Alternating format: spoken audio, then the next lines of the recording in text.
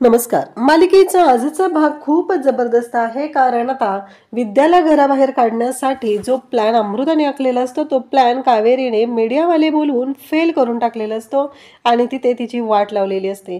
त्याचबरोबर आणखी काही गोष्टी आपल्याला पाहायला मिळणार आहेत. यशने कावेरीच्या गळ्यात तो सगळ्यांच्या समोर स्वतःच्या हाताने मंगळसूत्र घालू शकलेला नव्हता, म्हणून यशने कावेरीसाठी एक स्पेशल चेन बनवलेली आहे आणि ती चेन कावेरीच्या गळ्यात घातलेली आहे. त्याचबरोबर तो कावेरीला सांगत आहे की ही स्पेशल चेन खास माझ्या कावेरीसाठी आहे आणि ही चेन जोपर्यंत तुझ्या गळ्यात आहे तोपर्यंत यश आणि कावेरी दोघंही एकमेकांपासून कधीच वेगळे होऊ शकणार नाहीत, असे स्पष्टपणे त्यांनी सांगितलेलं आहे. आणि तो रोमॅन्टिक झालेला आहे. कावेरीला पाठीमागून येऊन घट्ट अशी मिठी मारलेली आहे. हे सगळं जेव्हा घडत असतं तेव्हा मात्र इकडे यमुनाची एक वेगळीच नाटकं सुरू झालेली आहेत. यमुनाच्या डोक्यात वेगवेगळे प्लॅन शिजत असतात आणि त्या पद्धतीने तिने वागत असते, कारण तिचा विश्वासच नाहीये की यश जे काही सांगतोय ते खरं आहे. तिला वाटतच नाहीये की यशने आतापर्यंत ज्या गोष्टी सांगितलेल्या आहेत त्या खऱ्या आहेत, यावर तिला विश्वासच ठेवायचा नसतो. त्यामुळं तिने आता वेगवेगळे कांड करत असते आणि तिनं जाऊन आता डिवोर्स पेपर आणलेले आहेत आणि यशला ती म्हणत आहे की आत्ताच्या आत्ता या डिवोर्स पेपरवरती तू सह्या करायच्या आहेत. तेव्हा मात्र यश म्हणतो का?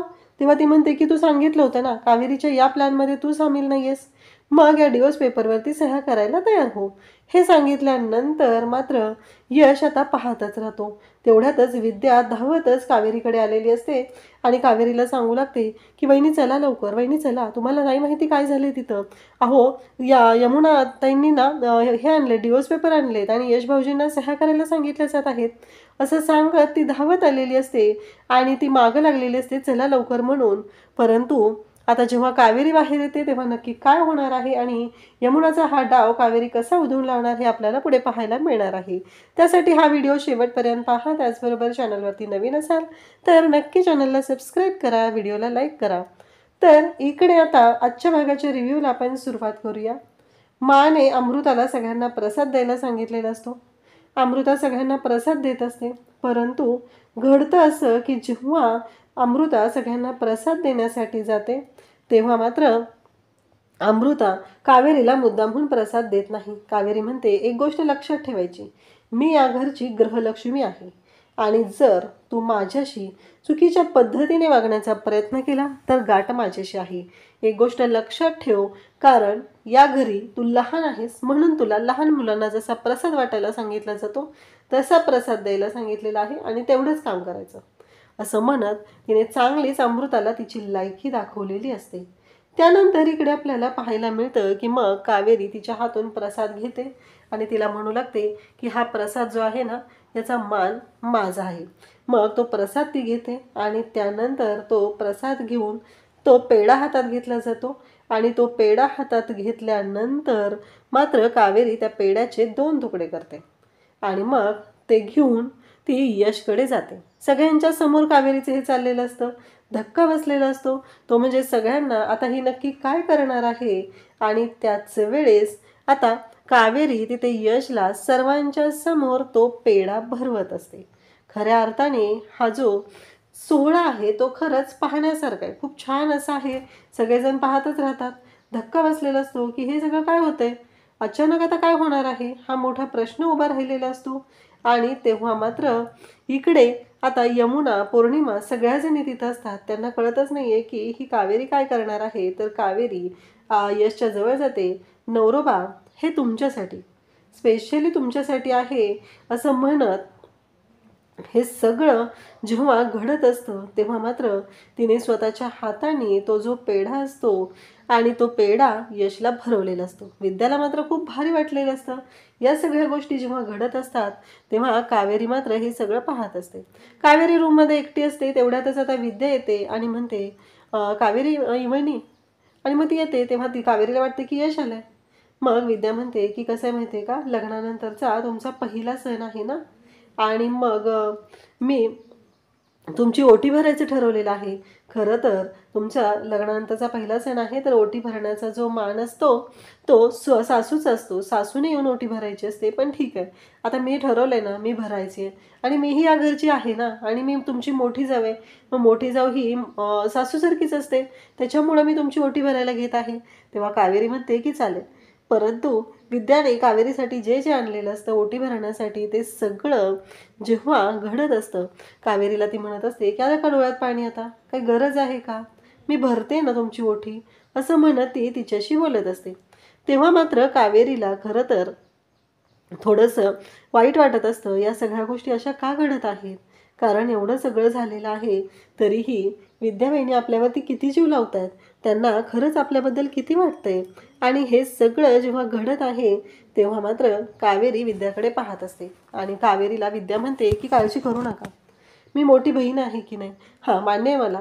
मी माझ्या पद्धतीने थोडंसं करण्याचा प्रयत्न केलेला आहे आणि त्याचबरोबर आता मी एक छोटासा दागिनाही आणला आहे. म्हणजे मला खूप मोठं असं काहीतरी घ्यायचं होतं, पण मी ते काही घेऊ शकलेले नाही आहे, म्हणून हे छोटंसं आणलेलं आहे." तेव्हा मात्र आणि त्याचबरोबर हे सगळं जेव्हा घडत असतं, तेव्हा कावेरी तिच्याकडे पाहतच राहते. विद्याने कानातले आणलेले असतात आणि कावेरीला म्हणते की "हे कानातले हां, माझ्या हक्काचे आहेत हां. माझ्या आईबाबांनी मला लग्नात दिलेले होते आणि ते मी आणलेले आहेत." असं म्हणत ते कानातले ती कावेरीला देते. कावेरी म्हणते, "पण अहो विद्याताई, याची काय गरज होती?" तेव्हा मात्र विद्या म्हणत असते की "हो, याची गरज होती. म्हणून तर दिलेले आहेत ना मी तुम्हाला. आता हे कानातले तुम्ही घालायच्या, आता नाही म्हणायचे नाही. मी तेवढ्या प्रेमानं देते ना." कावेरी म्हणते की "हो, खरंच खूप सुंदर आहेत हे कानातले. मी नक्की घालेल." आणि असं म्हणत ती ओटी भरत असते. आणि मग त्यानंतर कावेरीला ती म्हणत असते की "मला ना कळलंच नाही आहे. म्हणजे यश भाऊजी असं कसं वागू शकतात हो? अचानक असं काय झालं की यश भाऊजींनी अशी माघार घेतली? मला ना कळतच नाही आहे की यश भाऊजींच्या मनात नक्की काय चाललेलं असतं? ते असं कसं काय वागले?" तर यश भाऊजी आणि तेवढ्यातच त्यांचं बोलणं चाललेलं असतं. यमुना मात्र सगळा घरभर फिरत असते. तिला कोणाचं काय चाललंय, कोण काय करतंय याच्याकडे जरा जास्तच लक्ष द्यायचं असतं ना. आणि मग ती नेमकी यांच्या रूमकडे येते आणि यशबद्दल कावेरी इकडे विद्याला सांगणार असते की म्हणजे हा सगळा जो प्लॅन होता तो यशचा आणि माझा होता, हे सगळं ती सांगणार असते. आणि नेमकं त्याच वेळेस आता घडतं असं की तिथं जेव्हा हे सगळेजण असतात ना, तेव्हा तिथे यमुना येते आणि यमुना तिथं आल्यानंतर मात्र एक मोठा गोंधळ होऊन जातो. कारण त्या गोंधळामध्ये आता घडणार असतं ते वेगळंच. आणि मग ओटी भरलेली असते, यमुना अचानक आलेली आहे, म्हणून आता कावेरीला सुद्धा धक्का बसलेला असतो की आता करायचं काय? तेवढ्यातच यमुना विद्याचा हात पकडते आणि तिला खेचतच घेऊन जाते. म्हणजे कॉमन सेन्स नावाची गोष्टच राहिलेली नाहीये की आपण एखाद्या व्यक्तीशी काय वागतो, कसं वागतो. त्या घरच्या सुना आहेत म्हणून काय झालं? पण नाही. इथं यमुनाला एकतर स्वतः माहेरी येऊन राहिलेली आहे, स्वतःचा संसार सांभाळता आलेला नाही आणि इथं येऊन आरेरावी करायची मात्र तिला जास्तच हौस आहे. हे तर आपल्याला माहितीच आहे. आणि त्याच पद्धतीने तिने करत असते.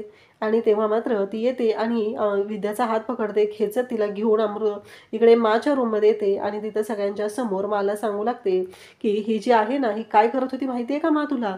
अगं ही त्या कावेरीची ओटी भरत होती. प्रेमाने बोलत होती तिच्याशी." तेव्हा मा म्हणते, "काय? बघितलं ना, बाबांच्या जीवावर जी उठलेली आहे, तिची ओटी भरून तिला या घरचा मान देत होती आणि हे सगळं काय चाललेलं आहे?" तेव्हा मा बोलायला सुरुवात करते. आता मला तर तेवढंच पाहिजे असतं. मा म्हणते, "विद्या, ह्या गोष्टीची शिक्षा तुला भोगावी लागणारच आहे. एक गोष्ट लक्षात ठेव, तू चूक केलेली आहे. आत्ताच्या आत्ता तुझ्या बाबांना फोन करायचा आहे आणि तुझ्या बाबांना बोलावून घ्यायचं आहे आणि कायमचं माहेरी निघून जायचं आहे." हे ऐकता क्षणी विद्या म्हणत असते की "मा, एकदा माफ करा मला, माझं काही चुकलेलं नाहीये." परंतु बिचाऱ्या विद्याचं ऐकणार तरी कोण ना? मा म्हणत असते की "तुला एकदा सांगितलेलं कळत नाहीये का? बोलवायचं तू आणि यमुना, तुला तर शिक्षा भोगावी लागणारच आहे. तुला वाटत असेल की तू जे काही केलेलं आहे ते अगदी बरोबर केलेलं आहे, पण तुझं हे काय चाललेलं आहे ना, घरात तुझ्या वडिलांची तब्येत ठीक नसताना तू प्रत्येक वेळेस भांडणं लावण्याचा, घरामध्ये भांडणं काय होत आहेत का हे बघण्याचा जो काही प्रयत्न करत आहेस ना, त्याच्यासाठी तुला शिक्षा होणार आहे आणि आज तू घरातल्या सगळ्यांची कपडे धुवायची आहेत." आता अमृता तोंड घालायला मध्ये आलेली असते. तिला आता सगळ्यांच्या समोर दाखवायचं असतं की ती किती चांगली आहे ती आणि त्यासाठी ती आलेली असते. तेव्हा मात्र आता तिथे अमृता येऊन बोलायला सुरुवात करते. अमृता म्हणत असते की "बघितलं का मावशी, हे सगळं असं होईल असं वाटलं नव्हतं गं मला. हे सगळं काय चाललेलं आहे?" असं म्हणत ती बोलत असते. आणि "नको ना विचार करू तू एवढा, नको ना त्रास करून घेऊ." असं म्हणत आता तिचं आणखी बोलणं चाललेलं असतं. आणि तेव्हा मात्र इकडे पाहायला मिळतं की जेव्हा या सगळ्या गोष्टी घडत असतात, तेव्हा आता कावेरीला माने सांगितलेलं असतं की "आत्ताच्या आत्ता या मुलीने इथून बाहेर व्हायचं आहे, कारण ती माझ्या डोळ्यासमोरही मला नको आहे." मग कावेरी बिचारी शांतपणे लगेच बाजूला जाते. कारण आता ऑप्शनच नसतो. कारण माने तिला प्रत्येक वेळेस ठणकावलेलं आहे.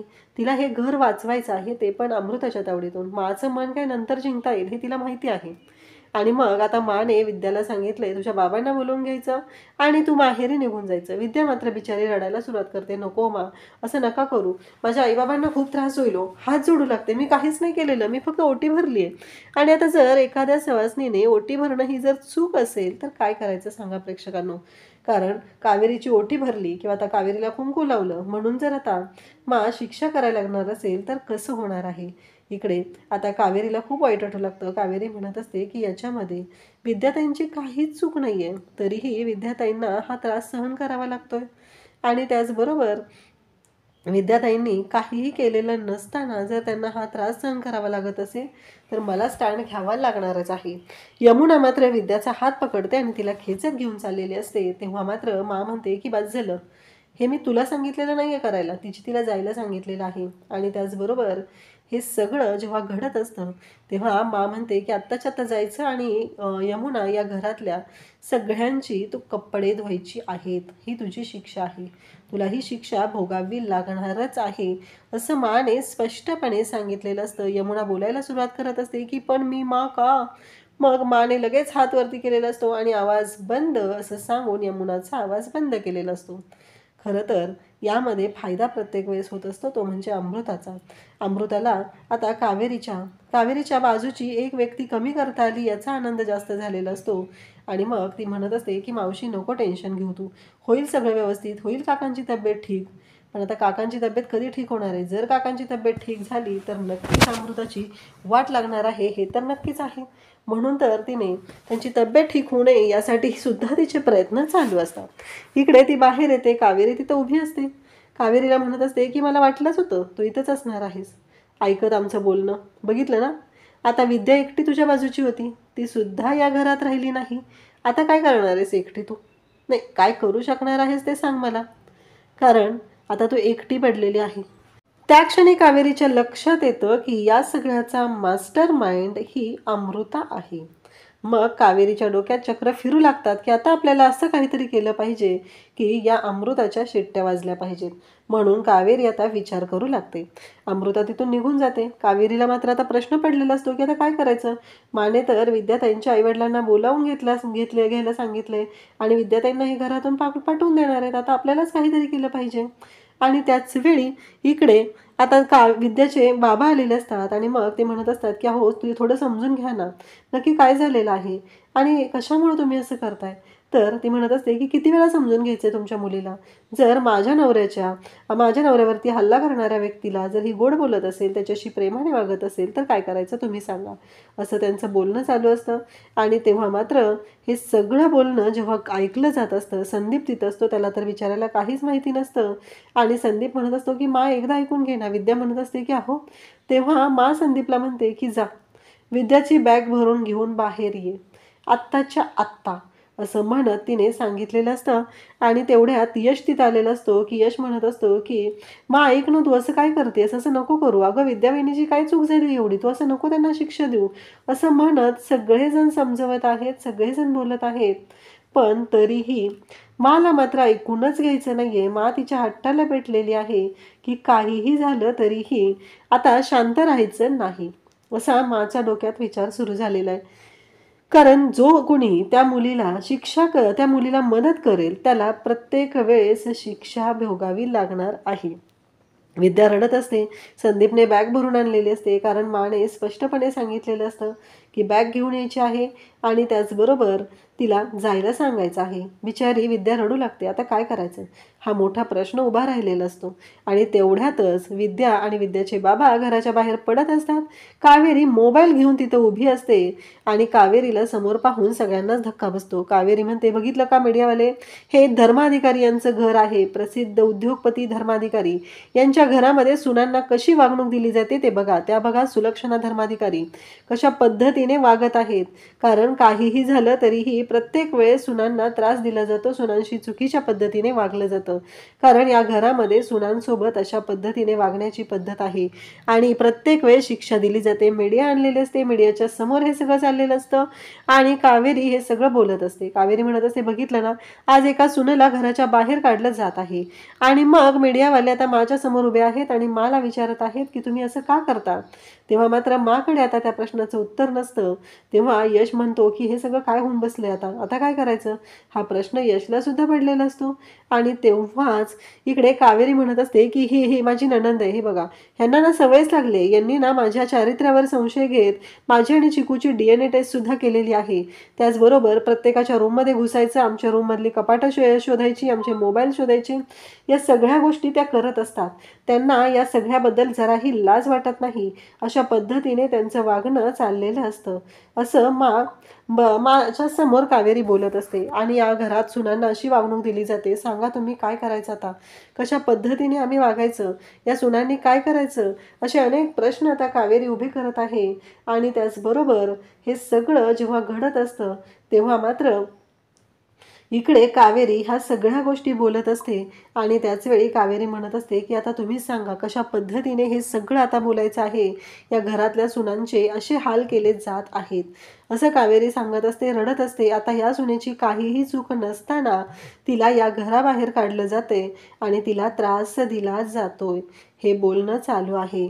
तेव्हा यश माला घेऊन बाजूला येतो आणि मला म्हणू लागतो की मा, हे अति होते, आता आपल्याला याच्यावर काहीतरी केलं पाहिजे. तुझ्या लक्षात येत नाहीये का मा, अगं मीडियाने जर ही बातमी उचलून धरली तर उद्या केस फाईल झाली तर आपल्या अंगलट येणार आहे सगळं, असं नको करूस तू मा. असं म्हणत यश इकडे माला समजवण्याचा प्रयत्न करत असतो. परंतु हे सगळं जेव्हा घडत असतं तेव्हा मात्र मा म्हणत असते की पण तुला म्हणायचंय काय नक्की, तुझ्या डोक्यात काय चालू आहे नक्की, असं बोलत असते. परंतु यश म्हणत असतो की मा, आपल्यालाच काहीतरी करावं लागणार आहे.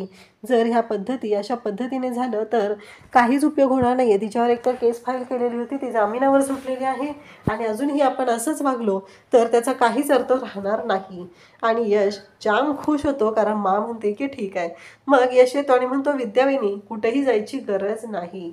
तर उद्याच्या भागात आपल्याला पाहायला मिळणार आहे की यश कावेरीच्या गळ्यामध्ये एक छान अशी सोन्याची चेन घालत आहे आणि तिला म्हणत आहे की कसं माहितीये का, बायको इच्छा असतानाही मी तुझ्या गळ्यामध्ये मंगळसूत्र माझ्या हाताने घालू शकलेलो नाहीये, म्हणून ही स्पेशल चेन यश आणि कावेरीची, असं म्हणत कावेरीच्या गळ्यामध्ये ती चेन घातलेली असते आणि तो कावेरीला सांगत असतो की हे स्पेशली तुमच्यासाठी बनवलेलं आहे, असं म्हणत तो कावेरीशी बोलत आहे.